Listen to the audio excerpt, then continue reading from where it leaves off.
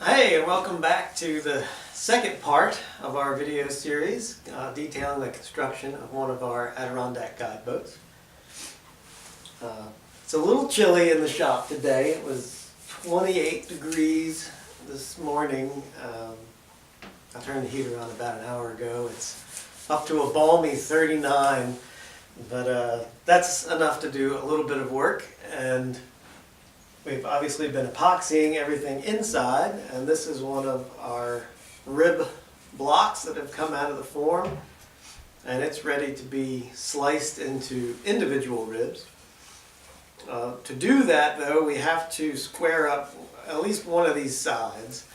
And like I said, when we were gluing them up, it was important to try to get everything lined up as much as we can so that when we do square up an edge, we're not wasting too much material, or we won't get the four individual ribs out of this that we need. So let's go on over to the planer and we'll take a couple passes and get these trued up.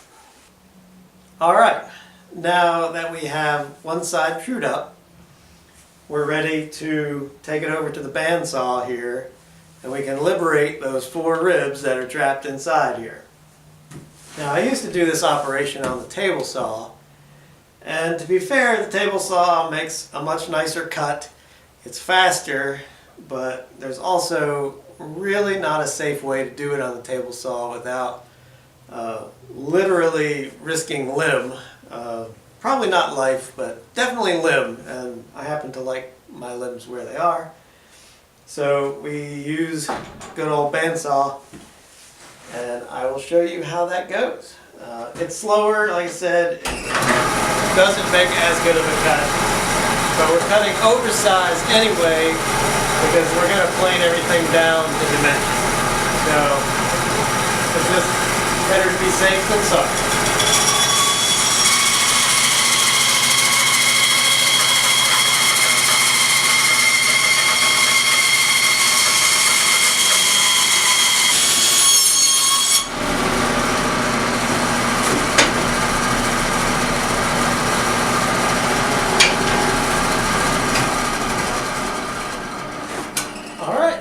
Now that's done, we'll go back to the planer and finish up shaping everything to dimension. So now we're going to take our four rib blanks and we're going to skin cut them on the planer just to dress them down to their final dimension and smooth them out. There's not a whole lot of material to remove, so it shouldn't take too long.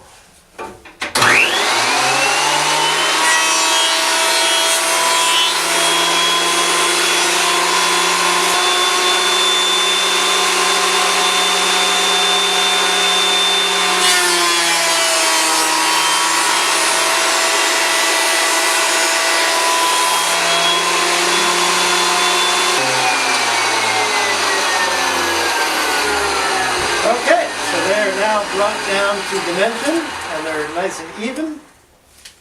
And so we'll take them over to the workbench where we will trace out the shape of the actual foot pattern and then remove this extra material.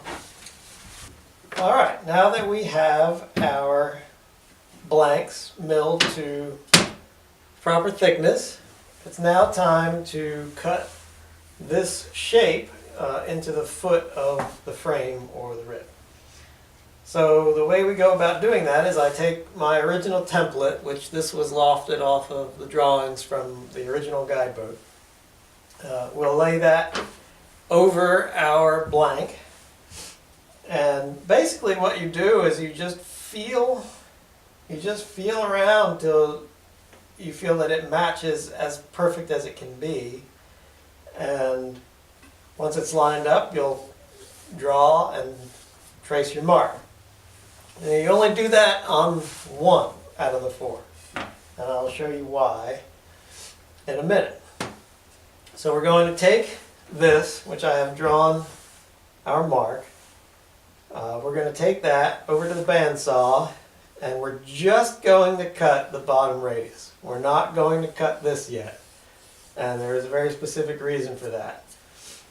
And I'll show you that when we get to it. So take this over and cut that on the saw. Alright, so we're over to the saw. We're just going to cut that one arc.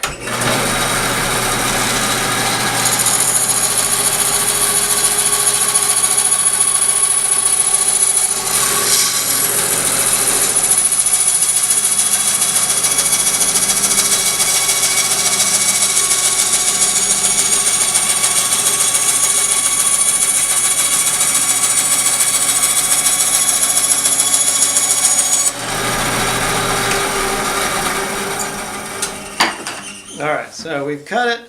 You can see I've cut it pretty close to the line. We don't want to have to go back because this is going to get filed by hand, so we don't want to have to remove a tremendous amount of material.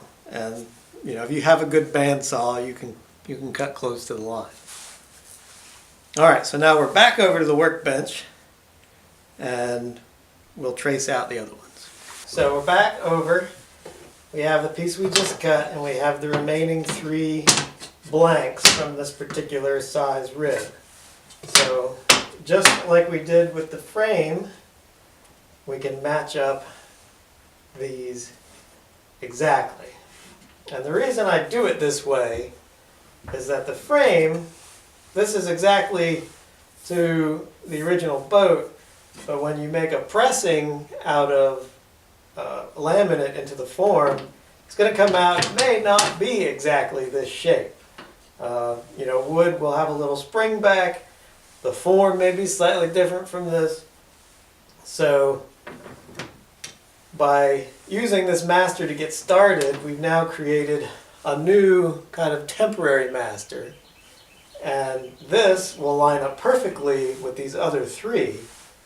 So this allows me then to match this up perfect.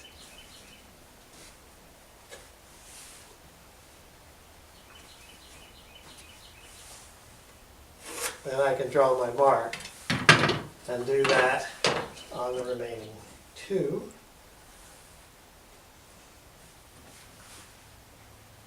And again, there's a specific reason why I'm just doing the curve right now, which will become apparent in just a minute.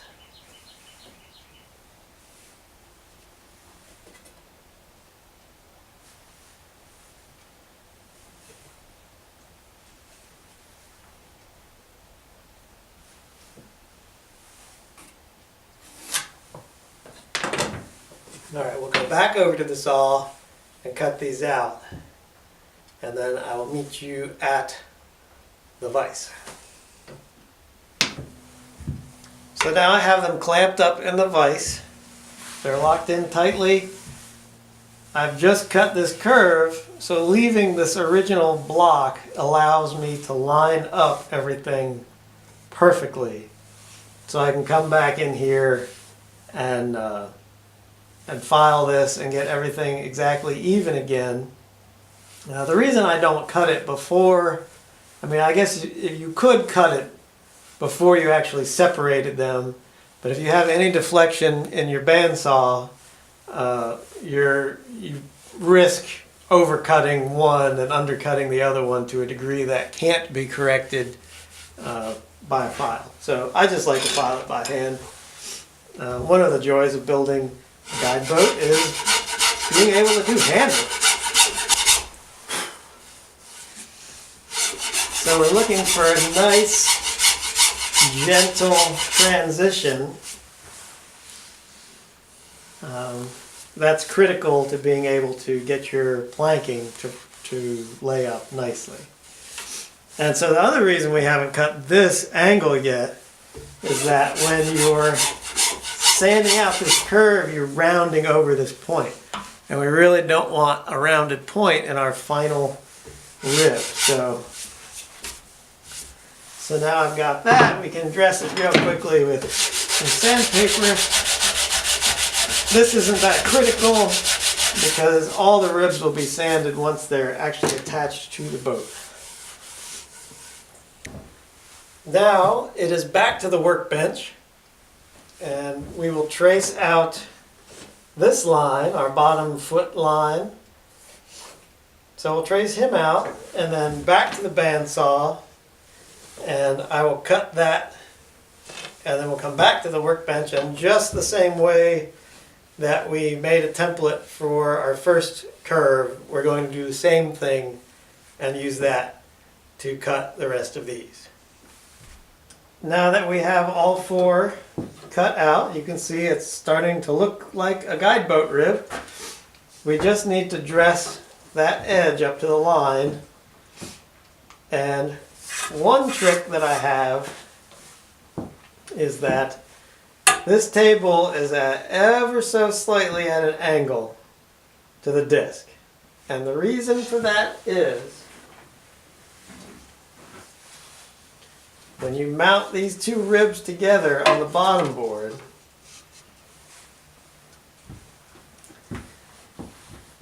they could possibly splay apart a little bit. But if there's a slight angle on the board, they're angled into each other. And so when you screw them into the bottom board, it'll pull them together. And you'll never get that separation that occurs that they start to pull apart like that down the line. Some boat makers will put a screw. I have found with this method, they don't do that. So just a little trick to keep things tidy.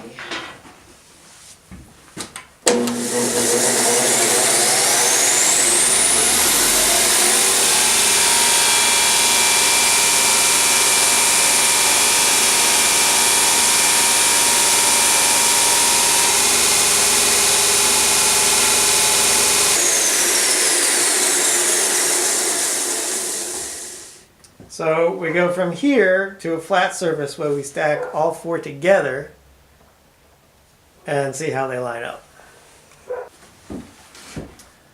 Once we are satisfied that everything lines up together, we trim up the back so that it's even with one another, and we go back to the belt sander one last time, and that's to put a small 45-degree angle on the back edge where they overlap.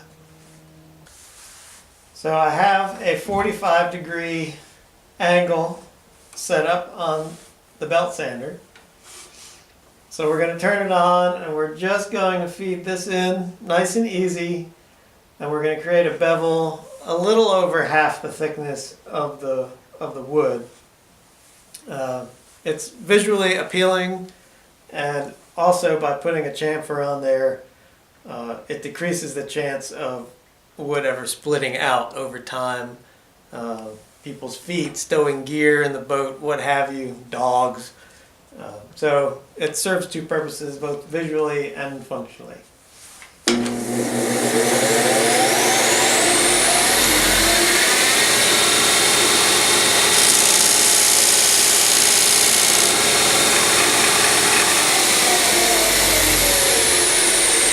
That's it. Just a simple 45-degree bevel. Everything is now sized to the appropriate dimension. It is now time to finish them. So we'll do a final sanding on the outside. I have kept them in their bundle of 4 that they come with.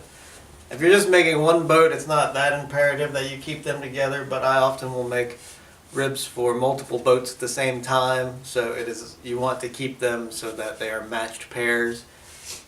And also with the case of the number 0 rib, if you're making a 16-foot boat, there's 9 pair of those, so you want to keep each bundle separate so that you're able to make matched pairs when you assemble it to the bottom board. So what we will do with these is we'll take them and do a final sanding on each side to take out any marks from the planer, and then we'll take it over to a router and we'll do a half round on each side, and then just do a final sanding to polish them up, and we won't really have to touch them again until we're ready to assemble them on the boat. So the next step is to put a curve along the back edge of the rib as it sits in the boat. So you want this rounded off because you will come in contact with that in the boat. I used to sand all this by hand, but there's no reason to. I come in with a 1/8 round over bit, and it goes really easy and quick, and so there's no reason to have to do things by hand if you don't have to or want to. So very easily.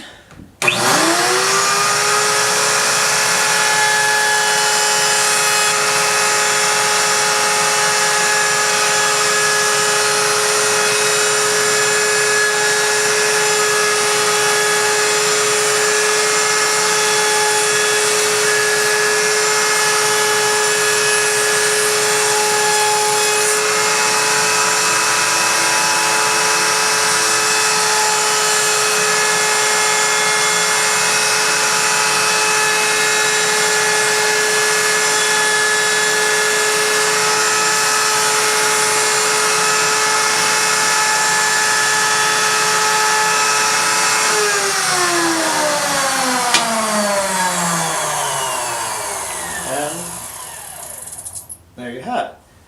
One thing I didn't mention is you want to make sure that this doesn't have any high spots from glue or anything from the initial laminating process, because any major bumps here will translate that into the round over part. So now obviously we're going to go sand all this anyway, but always best to do things right from the beginning.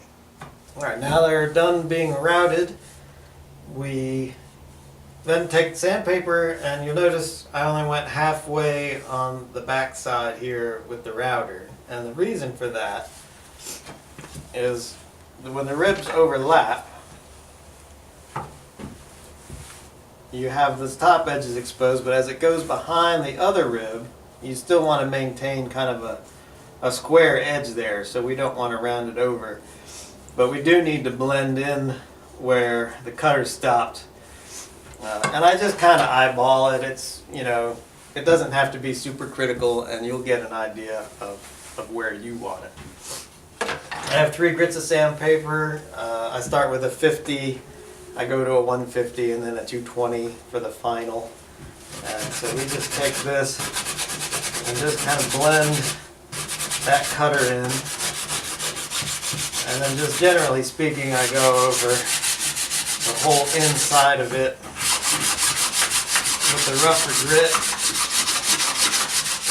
just to blend in any tool marks that might be there. There may still be some glue residue from when we epoxied all the slats together.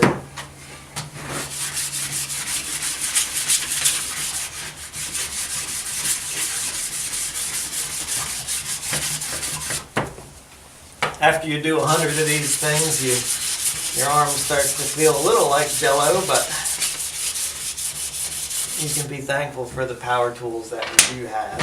And now for the final, it comes in with 220, which really just kind of smooths everything out. And like I said, when you get it under varnish, it will really look nice.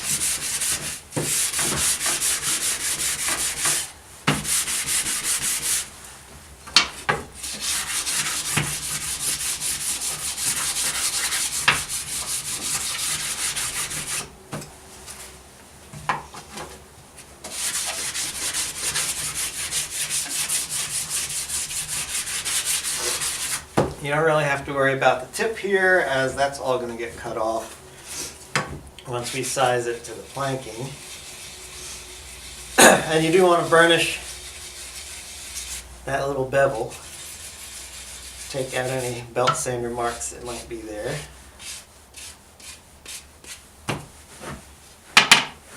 And there you have it. That is a finished guide boat rib. And as you can see, once they're put together, this is a number 1 rib, so this is going to be midships on the 12-foot pack boat that I'm building right now. Okay, so we have one final thing that we need to do, before I'm really ready to call these ribs finished. And that is to give them just one coat of varnish. And the reason for that being that where the foot of the rib mounts to the bottom board, if it's just raw wood against raw wood, it could cause a problem down the line. Now the boat gets 3 coats of varnish after it's assembled, but that does not necessarily guarantee a permanent watertight bond over the entire lifetime of the boat. So in the unlikely event that water does ever seep through here, I want these surfaces protected, so I go through and coat both the bottom of the foot and then the back side, because where the ribs will butt up against one another, once it's assembled, there's no way to get varnish behind there. So you want to make sure that that is coated as well. And then for color matching purposes, you might as well just do the whole thing. What you don't have to do is the side of the rib that's going to face the planking. And the reason for that, we will do it eventually, but we don't need to do it now, because once the boat is assembled and our shear batten's in place, we go through and we sand all the ribs to make them match and mesh the angles correctly, and we'll show you that at a later step. But for now, we're just going to put a coat of varnish on these and hang them to dry. As you can see, I've got quite a few done already, and I just wanted to capture it for you. And so let's just coat this real quick. And as with varnishing anything, less is more. We don't want to put anything real heavy so it gets gloopy. We want to avoid runs if at all possible. So this is actually the front side.